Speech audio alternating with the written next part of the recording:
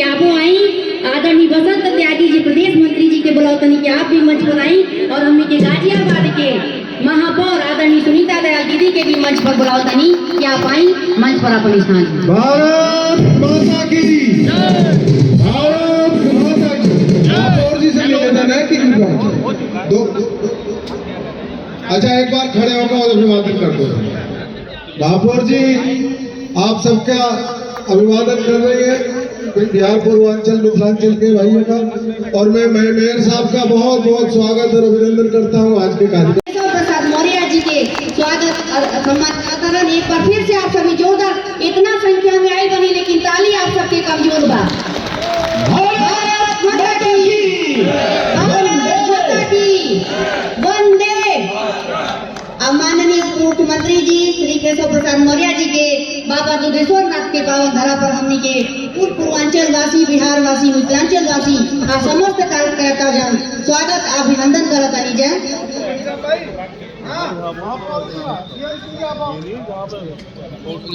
वंदे वंदे वंदे जय श्री राम।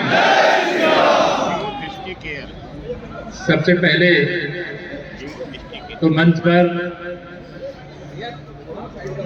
हमारे जो क्षेत्रीय अध्यक्ष श्री सत्येंद्र सिसोदिया जी, उनके लिए तालियों की गड़गड़ाहट से स्वागत करते हैं। और युवा महानगर अध्यक्ष मयंक गोयल जी, इनका उत्साह और बढ़ा दीजिए तेजी से। प्रदेश में भारतीय जनता पार्टी के मंत्री के रूप में जिम्मेदारी निभाने वाले बसंत त्यागी जी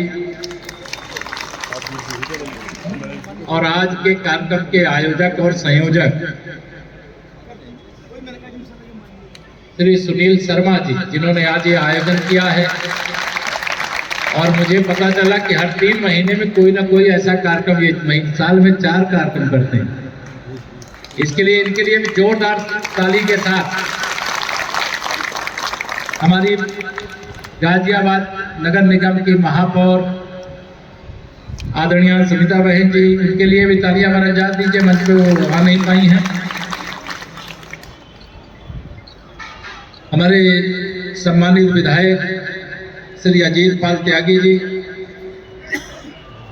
हमारे पूर्व महापौर आशु वर्मा जी, पूर्व सांसद अनिल अग्रवाल जी, पूर्व अध्यक्ष विजय मोहन जी, पूर्व विधायक रूप चौधरी जी और अन्य पूर्व विधायक जिनका भी अभी शर्मा जी ने नाम लिया है, हमारे अजय शर्मा जी, बलदेव राज शर्मा जी, अशोक मोगा जी भी यहाँ पर हैं, ललित जायसवाल जी, और मेरे जितने भी पूर्वांचल हो, चाहे मिथिलांचल हो, चाहे बिहार हो, सबके हमारे जो परिवार के बड़े बुजुर्ग हैं, नौजवान दोस्त हैं, माता बहन हैं, सबका हम यहाँ स्वागत करते हैं, हम अभिनंदन करते हैं। बहुत बहुत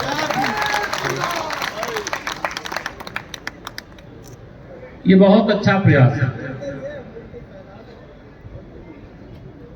मुझे कई शायद 2 महीने पहले सुनील जी आपने कहा था ना, नगर 2 महीने पहले हम लोग सुनील जी साथ साथ बैठे थे, तो आपने कहा कि एक कार्यक्रम करना है, यहाँ पूर्वांचल का स्नेह मिलन का कार्यक्रम होता है और आप आइएगा। मैंने कहा जरूर आएंगे। 25 तारीख की आज की डेट तय हुई और कल 24 तारीख यूपी दिवस होता। पहले तो हम लोग लखनऊ में थे, देश के माननीय गृह मंत्री जी लखनऊ आए हुए थे, वहाँ राष्ट्रीय प्रेरणा स्थल पर एक बहुत बड़ा कार्यक्रम था, उसको संबोधित किए। उसके बाद दिल्ली हाट में एक कार्यक्रम था पर्यटन विभाग के द्वारा यूपी दिवस का। उस कार्यक्रम में शामिल होने के बाद कल मुझे जो आजकल पहले राजभवन होता था, लेकिन माननीय प्रधानमंत्री जी की प्रेरणा से देश के सभी राजभवन अब लोक सदन हो गए हैं, लोक भवन हो गए हैं।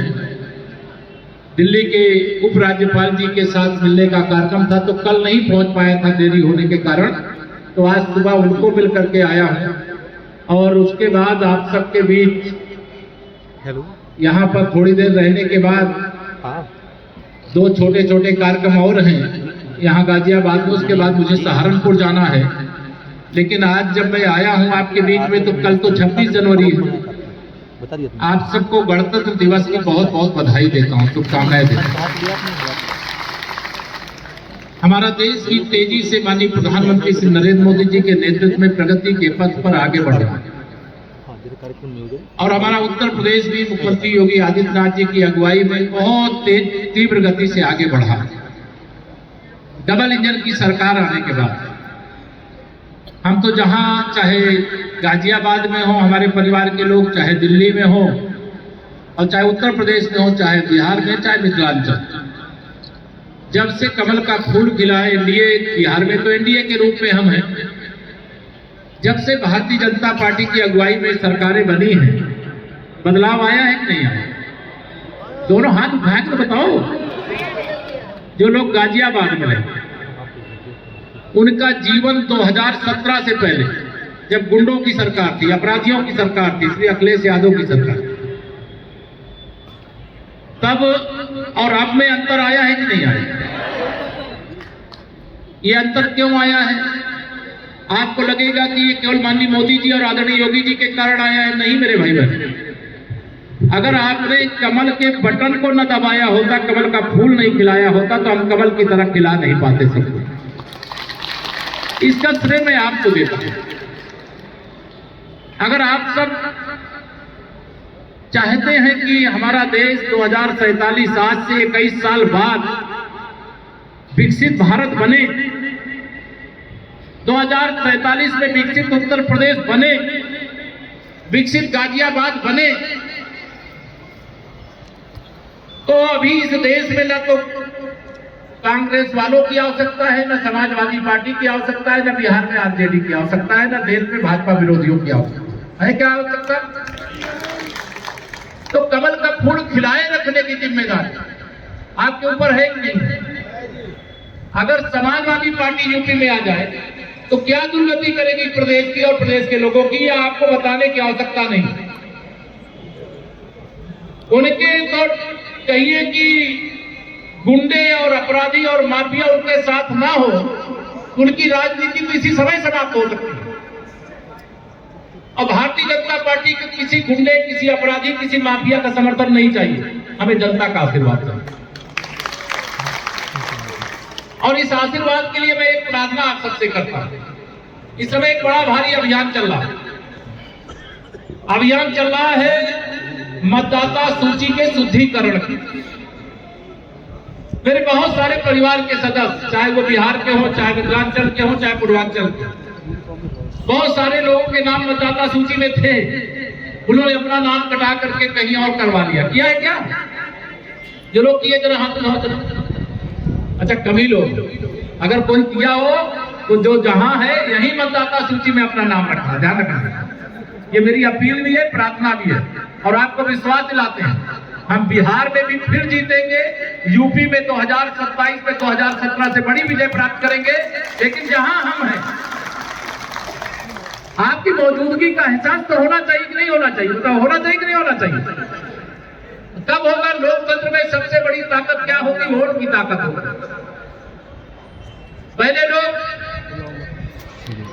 कोई जाति के नाम पर, कोई क्षेत्र के नाम पर, कोई लोभ लालच दे करके कहीं गरीबी हटाएंगे और हमको वोट दे दो, भ्रष्टाचार मिटाएंगे, वोट दे दो। लेकिन गरीबी हटाने का नारा देने वाले गरीबी नहीं हटा पाए। माननीय प्रधानमंत्री मोदी जी के नेतृत्व में 25 करोड़ लोग गरीबी रेखा से बाहर निकले। मैं आपको बता रहा था, 25 करोड़। और भ्रष्टाचारियों के खिलाफ तो ऐसी कार्रवाई हो रही है, तो जितने भी भाजपा विरोधी दल हैं वो चाहते कि जितना हमने भ्रष्टाचार किया उसके लिए मोदी जी माफ कर दें, और आगे भ्रष्टाचार करने को उनको मौका नहीं मिलने वाला है। लेकिन मोदी जी ने तो कहा है, न खाऊंगा न खाने दूंगा, और जिसने भी मेरे देश को, मेरे देश के गरीबों को लूट करके खाया है, जांच कराऊंगा, पाई पाई वसूल करके देश और उन्हीं गरीबों की भलाई में लगा दूंगा। अब इसके कारण से विरोधियों को बेचैनी रहती है। तो बताइए, भ्रष्टाचार की जांच होनी चाहिए कि नहीं होनी चाहिए? दोनों हाथ उठा कर होनी चाहिए कि नहीं होनी चाहिए? और माननीय मोदी जी के नेतृत्व में जांच जब होती है तो ये तिलमिला जाता है, और विपक्ष का कोई नेता आपको खोजने से ऐसा नहीं मिलेगा। उनको लगता था पहले जब ये सत्ता में थे तो गरीब के नाम पर योजना बनाते थे और संसद में खड़े होकर के बड़े गर्व से कहते थे कि हम दिल्ली से 1 रुपया भेजते हैं तो जिसके पास भेजते हैं 15 पैसा पहुंचता है। कहते थे कि नहीं कहते थे? लेकिन अब चाहे आदरणीय मोदी जी और आदरणीय योगी जी, कोई भी दिल्ली से भेजा जाए चाहे लखनऊ से भेजा जाए, जितना भेजा जाता है माननीय प्रधानमंत्री जी ने जन धन के खाते खुलवा करके पूरा का पूरा पैसा जिसके खाते में जितना जाना चाहिए उतना जाता है। हमने भ्रष्टाचार पर करारा प्रहार किया। ये आप सबकी ताकत के बल पर। अगर आज 4 करोड़ घर बने हैं तो एक घर में कितने रहते बताओ? यहाँ पर जितने गाजियाबाद में यहाँ पर रहते बताओ, एक घर में कम से कम 5 लोग रहते कि नहीं रहते? तो झुग्गी में रहता था, कच्चे घर में रहता था। आज उसको प्रधानमंत्री आवास योजना में 4 करोड़ घर दिए जा चुके, 3 करोड़ और देने जा रहे हैं, 7 करोड़। और एक घर में अगर 5 लोग तो 35 करोड़ लोगों को पक्का घर देने का काम माननीय प्रधानमंत्री श्री नरेंद्र मोदी जी के नेतृत्व में। जिन गरीबों गांव में हो चाहे शहर में हो, जिनके घर में पहले बिजली नहीं थी, अमीरों के घर में जलती थी लेकिन गरीब के घर में नहीं जलती थी, मोदी जी ने गरीब के घर का अंधेरा भी दूर करने का काम किया। 80 करोड़ गरीबों को कोई भूखा पेट न सोए इसकी गारंटी देने का काम किया। कोई बीमार है तो उसको इलाज कराने के लिए आयुष्मान भारत योजना शुरू करने का काम किया। गरीब के घर में भी गैस के चूल्हे में भोजन बनता है, शहर में तो बनता रहा होगा, लेकिन जो गांव से चल करके यहाँ आए हैं गाजियाबाद में वह जानते होंगे कि सुविधाएं पहले गांव में गरीबों के घर में नहीं थी। यह सारा बदल आया है, उस बदल का श्रेय मैं आपको देता हूं, लेकिन माननीय मोदी जी के हाथों में देश की बागडोर है। वोट तो आप आजादी के बाद से जब भी चुनाव हुए तब से देते रहे, लेकिन आपके वोट का महत्व अब बढ़ा है। अब विरोधी के पास कोई मुद्दा नहीं होता है तो आरोप लगा देते हैं। फर्जी आरोप लगाया 2024 के लोकसभा चुनाव में कि अगर मोदी जी के नेतृत्व में भाजपा 400 सीटें जीत जाएगी तो संविधान को और आरक्षण को खत्म कर देगी।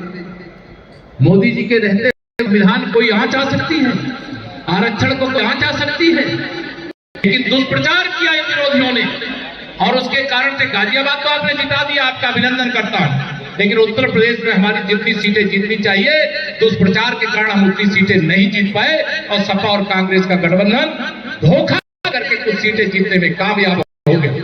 लेकिन जैसे इस धोखे का एहसास जनता को हुआ, हरियाणा का विधानसभा चुनाव हुआ, प्रचंड बहुमत से भारतीय जनता पार्टी की 21वीं बार सरकार, महाराष्ट्र का विधानसभा चुनाव हुआ, ऐतिहासिक अंतर से हमारी विजय हुई। फिर दिल्ली में क्या कहूंगा इसको, क्या केजरीवाल फर्जीवाल, उस व्यक्ति की सरकार, उससे मुक्ति देने का काम दिल्ली की जनता ने भी कर दिया। और बिहार ने तो पूरे देश में विपक्ष को अब कुंभकर्ण निद्रा में सोने के लिए विवश कर दिया। इतनी बड़ी विजय दिया, किसी अखिलेश यादव वहां प्रचार करने गए थे। आइए जी सर्वाधिक संजीव जी विधायक जी आ गए, इनके लिए भी ताली बजा दो।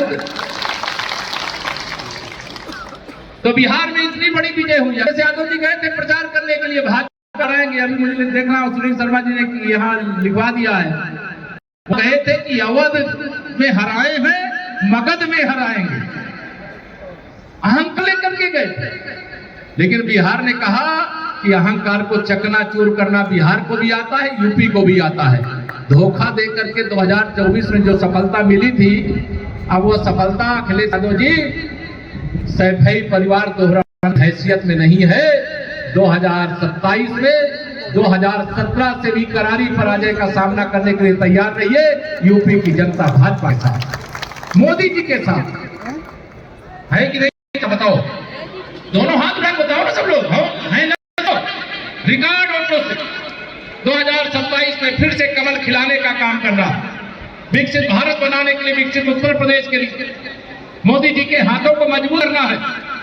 देश की सीमाएं सुरक्षित हो, भारत आर्थिक महाशक्ति बने, गरीबी मुक्त भारत हो जाए, गरीब आदमी अमीर आदमी बन जाए, नौजवान, हर नौजवान के हाथ में रोजगार हो, हर माता बहन का सशक्तिकरण हो। 30% लोकसभा विधानसभा में तो मिलने ही वाला है। कल एक प्रकार क्या कहूं, एक तालाब में भी कूद गए, देखा था कि नहीं आप लोगों ने? लेकिन न मछली मिली न वोट मिला। कांग्रेस की दुर्गति हो गई। बिहार के इतिहास में सबसे करारी पराजय कांग्रेस और आरजेडी गठबंधन की हुई है मेरे भाई बहन। तो आप सब इनके दुष्प्रचार से सावधान रहिए। ये दुष्प्रचार करने वाले लोग हैं, ये हमको बांट करके सत्ता पाना चाहते हैं, ये सत्ता वियोग में बेचैन है, ये सत्ता के बिना रह नहीं सकते। कोई मुश्किल नहीं है 27 में हारने के बाद श्री अखिलेश यादव यूपी छोड़ करके चले भी जाए, कोई आश्चर्य मत करो,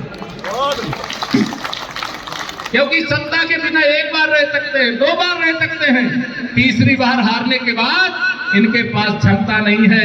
हम लोग सत्ता के लिए नहीं आए। हमारे प्रधानमंत्री जी कहते हैं, क्या कहते हैं, अगर हम सरकार में हैं या संगठन में हैं तो हमारा प्रथम धर्म देश और समाज की सेवा करना। वो चाहते हैं मेहनत भाजपा का कार्यकर्ता करे और जीत जाए कांग्रेस का भ्रष्ट गठबंधन। तो अब ये नहीं हो सकता है। अगर भाजपा का कार्यकर्ता मेहनत करेगा तो कमल का फूल ही खिलेगा, कहीं साइकिल नहीं चलने वाली है। इस लक्ष्य को लेकर के आप सब लोग लगे। मैं लंबी बात न करके आप सबको बहुत